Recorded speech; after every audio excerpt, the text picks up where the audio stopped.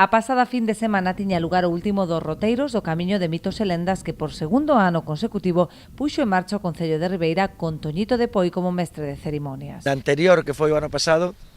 a ruta foi por o Monte da Cidade e tal. Este é por esta necrópole megalítica, por o Monte de San Alberto, que esa capela está aí por algo, que xa desvelaremos por qué. E sí, este bonus track vai ser o mismo que nesta temporada, neste ano, que dizer, simplemente que a demanda era tan grande e nós agradecemos ese cariño do público e a xente, como dicía Fran, pois sí, despois ven a falar con Irene e con Fran e, bueno, pois agradecendo pois esta iniciativa e sí. Pois para dar en deferencia a eles, pois nos encantados, vamos, e non só a xente de Ribeira, ven xente de fora.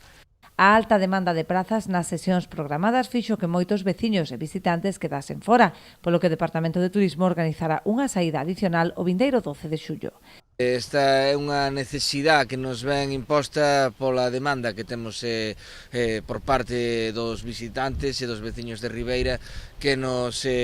insistiron en que leváramos a cabo polo menos unha máis e tamén a nosa voluntade non deixar a ninguén atrás porque tiñamos xa unha lista de xente que estaba na reserva que alcanzaba preto do que sería unha actividade máis, entonces vamos a levar a cabo esta actividade máis e que darlle as gracias a Toñito pola súa disponibilidade e a toda a xente pola participación. Levamos xa máis de 500 personas que participaron nesta actividade desde que comenzamos o ano pasado, é un éxito